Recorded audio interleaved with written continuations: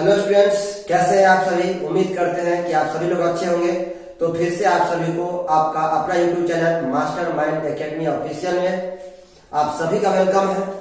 तो जैसा कि आप लोगों को पता है कि मैंने लास्ट हिस्ट्री का जो लास्ट वीडियो था उसमें मैंने उसके क्रोनोलॉजी को यानी हिस्ट्री के जो अलग अलग एज है उसके क्रोनोलॉजी को मैंने समझा था कि किसका मैं कहां से कहां, जैसे कि अगर पाषाण काल की बात हो, मैंने पहले इतिहास काल को 3 भागों में बांटा था, प्राग ऐतिहासिक काल, आद्य ऐतिहासिक काल।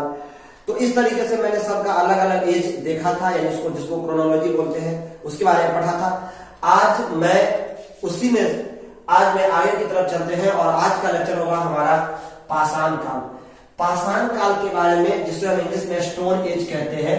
तो इन पाषाण काल को 3 भागों में बांटा जाता है। मैंने इस लास्ट वीडियो में भी इसके बारे में चर्चा किया था, जिसमें पहला है पूरा पाषाण काल यानी पैलियोलिथिक पीरियड, या इसी को ओल्ड स्टोन एज या पैलियोलिथिक पीरियड भी कहा जाता है।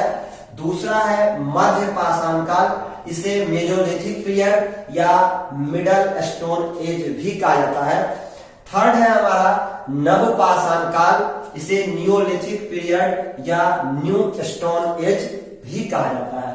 तो इस तरीके से हमने समझा कि जो पाषाण काल था उसको मैंने 3 कैटेगरी में डिवाइड किया। पहला पूरा पाषाण काल। पूरा मतलब होता है पुराना, पूरा मतलब पुराना, और पाषाण मतलब पत्थर। तो इस तरीके से पुराना पत्थर यानी पुराने पत्थर का जो समय था, इस तरीके से यानी इसका जो डिवीजन किया गया है, पूरा पाषाण काल, मध्य पाषाण काल, नव पाषाण काल। ये आदि मानव जो हमारे पूर्वज थे उनके वो जो पत्थर यूज करते थे, तो उन पत्थरों के यूज के आधार पे कि अलग अलग टाइम में उन्होंने अलग अलग शेप के, अलग अलग आकार के पत्थरों का प्रयोग किया है। तो उसी के आधार पर हमने इसे 3 भागों में बांटा है, पूरा पाषाण काल, मध्य का पाषाण काल, नव पाषाण काल। अब हम बारी बारी से एक एक करके तीनों का अध्ययन करेंगे। तो हम सबसे पहले चलते हैं पूरा पाषाण काल की तरफ, पैलियोलिथिक पीरियड की तरफ। तो अब देखिए पूरा पाषाण काल, जिसे पैलियोलिथिक पीरियड या ओल्ड स्टोन एज कहते हैं। तो सबसे पहले मैं पूरा पाषाण काल के पीरियड की बात करूं यानी काल की बात करूं तो 20 लाख बीसी से 12,000 बीसी तक ये इसका काल निर्धारित किया गया है। ये एनसीईआरटी में लिखी हुई है। तो काल यानी पीरियड, पूरा पाषाण काल का जो समय है, जो काल दिया गया है वो 20 लाख बीसी से 12,000 बीसी तक। अब हम इसके चरण यानी विभिन्न स्टेज के बारे में बात करते हैं।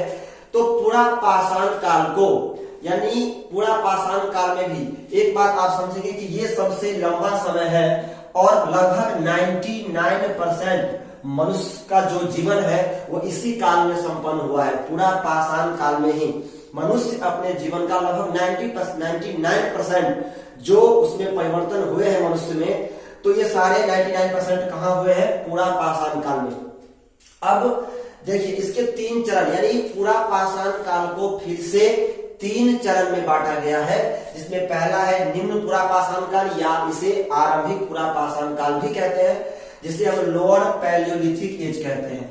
मध्य पूरा पाषाण काल या इसे मिडल पैलियोलिथिक एज कहते हैं। और तीसरा उच्च पूरा पाषाण काल या अपर पैलियोलिथिक एज भी कहा जाता है। तो इसे 3 भागों में कैटेगराइज किया। कैसे किया? तो इन्हीं समय में यानी पूरा पाषाण काल का जो समय था, इसी समय में जो हमारे आदि मानव थे उस समय के लोग वो विभिन्न तरीके के पत्थरों का उपयोग कर रहे थे औजार के रूप में। कभी बड़े पत्थर का किया, फिर जैसे जैसे समय गुजरा, जब जैसे निम्न पूरा पाषाण काल था तो बड़े बड़े पत्थर का औजार उपयोग करते थे। फिर मध्य पूरा पाषाण काल आया तो थोड़ा उससे और छोटा छोटा और नुकीले औजार बनाए। फिर उच्च पूरा पाषाण काल आया तो उससे भी बढ़िया औजार बनाए। तो इस तरीके से उस पत्थरों के उपयोग के आधार पर 3 भागों में बांटा है। आप एक चित्र के माध्यम से, हम आपके पास चित्र दिखा रहे हैं, इस चित्र के माध्यम से आप अच्छे तरीके से इसे समझ सकते हैं।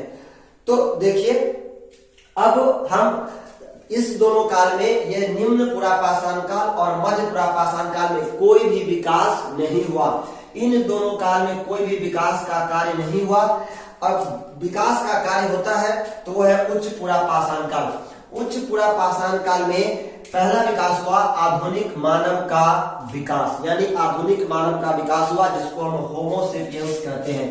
होमोसेपियंस का विकास, होमोसेपियंस जिसको बोलते हैं हम लोग, होमोसेपियंस के ही पूर्वज है। मनुष्य का वैसे भी वैज्ञानिक नाम होमोसेपियंस ही कहा जाता है।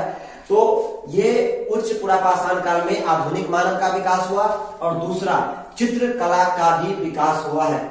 तो चित्रकला का भी विकास इसी समय में हुआ है, उच्च पुरापाषाण काल में। अब देखिए इनका पेशा क्या था, प्रोफेशन क्या था, ये लोग क्या करते थे, कैसे अपना जीवन यापन करते थे, क्या इसका रोजी रोटी था। तो इनका रोजी रोटी था आखेटक यानी शिकारी करना, आखेटक यानी शिकारी यानी शिकार करना, यानी जानवरों को मारना। इसीलिए तो ये पत्थर का औजार बनाते थे। शिकार के साथ साथ खाद्य संग्राहक यानी ये जहां से भी हो अपना भोजन इकट्ठा करते थे, अपना भोजन जमा करते थे और अपना भोजन करते थे। इसके साथ साथ वो लोग पेड़ पौधे के जड़ से अगर कुछ प्राप्त हो तो वो खाते थे।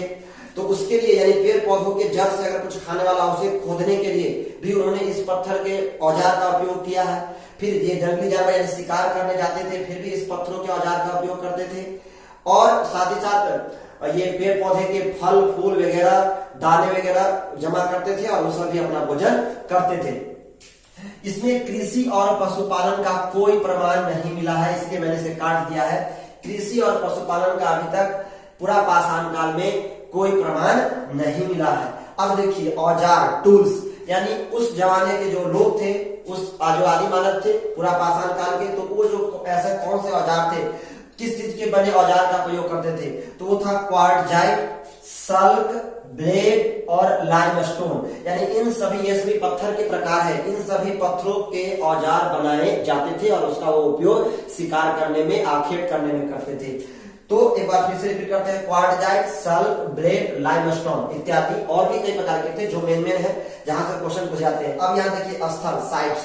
अगर मैं साइट्स की बात करूं तो बहुत सारे साइट्स हैं, लेकिन मैंने उस साइट्स को लिया है जहां से एग्जाम में क्वेश्चन बनते हैं और आते ही रहते हैं, आपको भी देखने को मिलेगा और पहले भी आया है और आगे भी आने की उम्मीद है।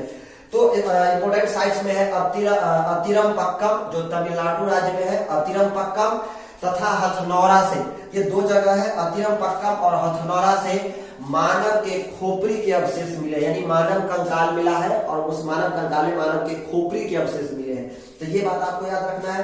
फिर भीमबेटका नर्मदा घाटी मध्य प्रदेश, यानी ये भीमबेटका की गुफा से, ये बहुत ही इंपोर्टेंट है, कई बार एग्जाम में आ चुका है, तो इसे याद करना। इसे VVI आप समझेंगे, VVI बहुत ही इंपोर्टेंट है।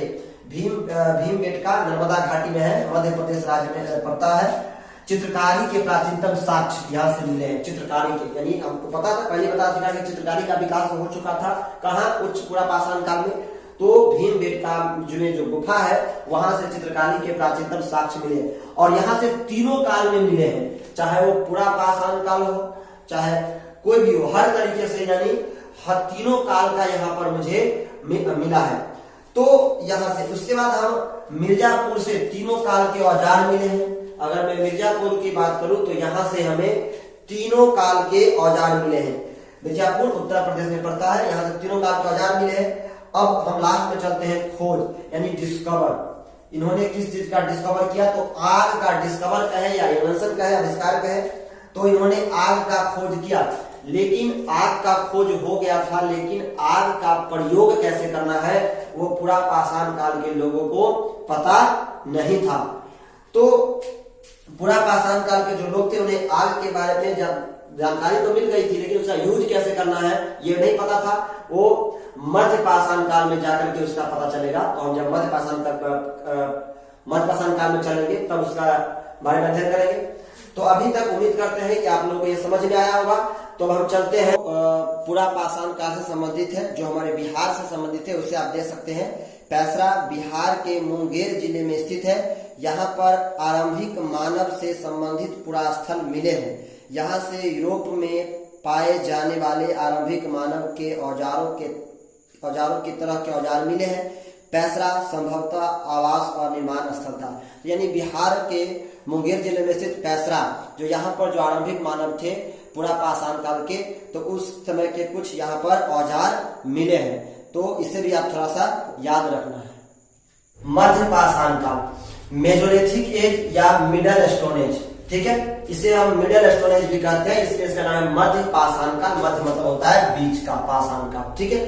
तो इसका जो काल है यानी इसका जो पीरियड है वो 12,000 बीसी से 10,000 बीसी तक, ये एनसीईआरटी में जिक्र किया गया है। एनसीईआरटी आप देख सकते हैं क्लास 6, क्योंकि हर जगह मैं इसलिए बार बार इसे रेफरेंस दे रहा हूं क्योंकि ये डेट का, क्योंकि आपको पता है कि जो उस जमाने के मध्य पाषाण काल यानी पाषाण काल के जो ये सभी प्रमाण है ये केवल पुरातात्विक स्रोत से हमें प्राप्त हुए हैं, इसके कोई साहित्यिक स्रोत नहीं है, इसके कोई डेट लिखे हुए नहीं है, इसीलिए इसके डेट कोई फिक्स नहीं होता है, क्योंकि कोई इतिहासकार कुछ भी डेट लेते हैं और कोई इतिहासकार कुछ डेट, कहीं कुछ मिलता है कहीं कुछ। तो इसलिए हमने एनसीईआरटी क्लास 6 में आप देख सकते हैं कि 12,000 बीसी से लेकर के 10,000 बीसी जो सबसे छोटा पीरियड है पाषाण काल में, तो मध्य पाषाण काल का, इसमें चरण कोई नहीं है, इसमें कोई चरण में हम इसे नहीं बांटते हैं। औजार की बात करूं तो आप देखिए, सबसे पहले देखिए क्या होता है कि जैसी पूरा पाषाण काल गुजरता है तो मध्य पाषाण काल आते ही अचानक वायुमंडल में बहुत बड़ा परिवर्तन आता है, और वायुमंडल परिवर्तन की वजह से गर्मी, पृथ्वी पे गर्मी प्राप्त होती है, जिसके कारण बर्फ सब पिघल जाते हैं और बड़े बड़े घास के मैदान का निर्माण होता है, जिससे बकरी, हिरण इत्यादि इन सभी जानवरों में बहुत अधिक संख्या में विकास होता है। तो जिससे लोग उसे पकड़ने के लिए लोग धीरे धीरे जानवरों को पकड़ने लगते हैं, और उसके पकड़ने के साथ साथ वो जब लाते हैं उसे शिकार करके तो कुछ देर अपने यहाँ रखते हैं, जिससे उसे धीरे धीरे उसमें ऐसा देखने को मिलता है कि वो हो सकता है कि कभी उसमें किसी ने बच्चे को जन्म दे दिया हो, तो उसने सीखा कि अच्छा ये बच्चे का भी जन्म देता है, फिर धीरे धीरे उसे दूध प्राप्त भी हुआ होगा, तो उसे ऐसा लगा कि ये दूध भी देता है। इस तरीके से उन्होंने जानवर को भी पालना शुरू कर दिया, यानी पशुपालन का प्रमाण यहाँ से मिल जाता है। तो अभी आप देखते हैं, तो इस तरीके से मध्य पाषाण काल में पशुपालन थोड़ा बहुत स्टार्ट हो गया था।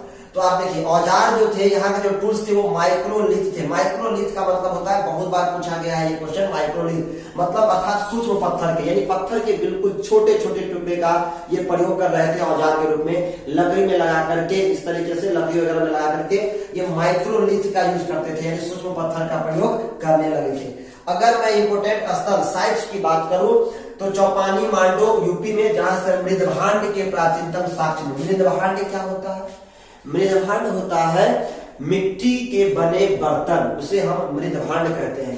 मृदभांड होता है मिट्टी के बने बर्तन, तो इसके प्राचीनतम साक्ष्य हमें चौपानी मांडा यूपी से मिलता है, ठीक है।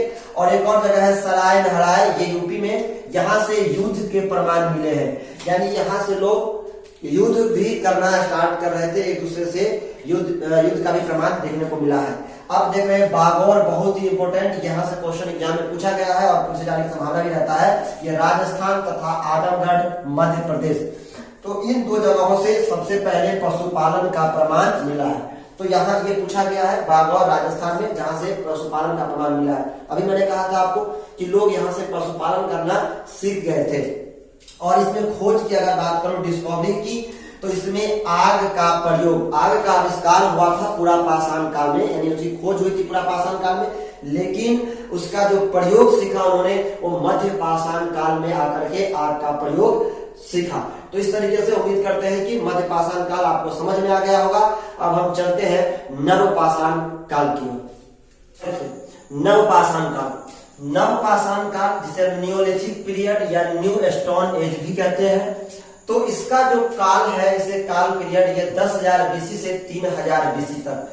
क्लास 6 के एनसीईआरटी में 10,000 बीसी से आगे की काल को नव पाषाण काल कहा गया है, लेकिन वही बीटीसी की जो बुक है बिहार बोर्ड की यानी बिहार स्टेट की, उसमें 3,000 बीसी तक के काल को नव पाषाण काल कहा गया है। तो ये 10,000 से आगे की काल और 3,000 बीसी ये बीटीसी से लिया गया है, ठीक है। तो ये काल 10,000 बीसी से 3,000 बीसी तक के काल को नव पाषाण काल कहा गया है। चरण इसके कोई चरण नहीं है, इसे हम कहीं बांटते नहीं है, लेकिन नव पाषाण काल को पूरा पाषाण काल और मध्य पाषाण काल का संक्रमण काल कहा जाता है। यानी जो नव पाषाण काल है इसे पूरा पाषाण काल और मध्य पाषाण काल का संक्रमण काल कहा जाता है। इसका जो पेशा यानी इसका जो प्रोफेशन था इस टाइम में नव पाषाण काल में, ये कृषि करने लगे थे, यानी कृषि का आविष्कार हो चुका, इसने कृषि की खोज कर ली थी, यानी उन्होंने कृषि करना शुरू कर दिया था। पशुपालन की विधिवत शुरुआत, यानी पशुपालन का प्रमाण तो वैसे मध्य पाषाण काल से ही मिलता है, लेकिन यहाँ पर उन्होंने पशुपालन की विधिवत शुरुआत कर दी, यानी बकरी भेड़ इन सभी को पालना शुरू कर दिया, उनसे फिर कैसे उनसे बच्चे उत्पन्न होते हैं, फिर कैसे उसे दूध उत्पन्न किया जाता है, इन सब चीजों का उन्हें अच्छे तरीके से ज्ञान हो गया। खोज की अगर बात करूं तो इस टाइम के जो खोज थे वो पहिया का आविष्कार एक बहुत बड़ा आविष्कार था, जिन्होंने एक बहुत बड़ी क्रांति ला दी थी पहिए के आविष्कार में। बहुत बड़ा इसे हम क्रांतिकारी का खोज कह सकते हैं।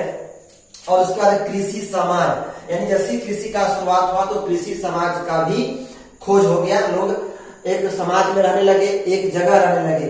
अब जरा आप समझ सकते हैं कि जैसे ही कृषि का आविष्कार हुआ तो आपको पता है कि कृषि एक दिन और 2 दिन का या 10 दिन का खेल नहीं है, इसमें 2, 3, 4, 5 महीने लगते हैं कम से कम फसल लगाने, फिर पकेगा, फिर उसे काटना, फिर उसे तैयार करना। तो यानी अगर कोई भी व्यक्ति कृषि करेगा तो उसे वहां रहना पड़ेगा। तो जैसे ही कृषि का आविष्कार हुआ तो लोग वहां एक समाज के तौर पे एक वहीं पे बस जाने लगे और एक जगह स्थायित्व हो गए, पशुपालन करने लगे, कृषि करने लगे, पहिए का आविष्कार हो गया, लोग एक जगह से दूसरी जगह आसानी से सामान ले जाने लाने लगे। तो इस तरीके से वहां काम और आसान हो गया और पशुपालन की विधिवत शुरुआत हो गई। अब देखिए औजार की अगर मैं बात करूं तो औजार यहाँ पर जो है तो स्लेट से बने औजार का प्रयोग करते थे। स्लेट से बने औजार यानी एक पत्थर था, उससे बने औजार का प्रयोग अभी भी किया जाता था नवपाषाण काल में। और साथ ही साथ नवपाषाण काल के होते होते धातु का भी प्रयोग उन्होंने करना सीख लिया। और इस तरीके से सबसे पहला जो धातु था वो था तांबा, और यहाँ से ताम्र युग की शुरुआत होता है, ब्रॉन्ज एज का शुरुआत होगा। तो आगे हम पढ़ेंगे। और यहाँ पे जो इम्पोर्टेंट स्थल है उसमें बुर्ज होम कश्मीर है। बुर्ज होम कश्मीर जहां से गर्तवास मतलब लोगों को गड्ढे में रहने का भी प्रमाण मिला है। जो बुर्ज होम कश्मीर से, ये भी बहुत इंपॉर्टेंट है, क्वेश्चन कई बार आया है, बना है यहाँ से, यानी लोग गड्ढे में रहते थे, उसका प्रमाण मिला है। कब्र में मालिक के साथ कुत्ते का प्रमाण, यानी जब कब्र में कोई मालिक मर गया है तो उसके साथ उसके कुत्ते को दफनाने का भी प्रमाण यहाँ पर मिला है।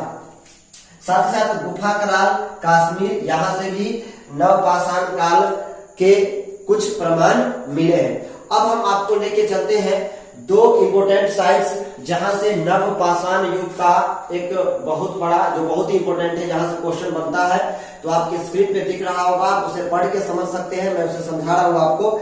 जिसमें हमारा पहला है मेहरगढ़, दिख रहा होगा। वर्तमान पाकिस्तान में स्थित मेहरगढ़ संभवतः वह स्थान है जहां से सबसे पहले गेहूं जौ उगाने और पशु पालने के साक्ष्य मिले हैं। यानी अगर आपको पूछ ले कि कृषि का सबसे पहले प्रयोग कहाँ दिखाया गया है, सबसे पहले प्रमाण कहाँ से मिला है, तो हम कहेंगे मेहरगढ़, जो वर्तमान में पाकिस्तान में। यानी कृषि का पहला जो प्रमाण मिला है वह कहाँ से मिला है, मेहरगढ़ से। यहाँ पुराविदों को 7 स्तर प्राप्त हुए थे। जो हमारे पुराविद थे, जो उसे खोज करते थे, पुरातत्ववेत्ता थे, उन्हें यहाँ 7 स्तर प्राप्त हुए हैं। और उन 7 स्तर में पहला 3 स्तर नवपाषाण काल का है।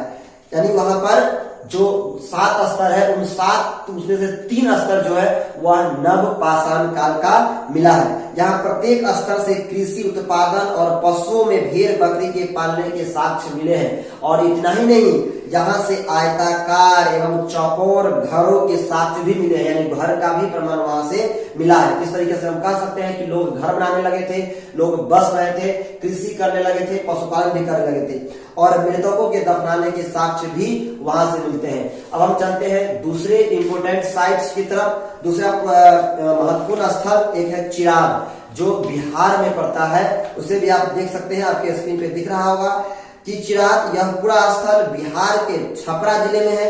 यहाँ से 3 स्थल मिले हैं। यहाँ से पत्थर के औजार के अलावा बड़ी संख्या में हड्डियों और सींग से बने औजार मिले हैं। यहाँ के घर गोल होते थे।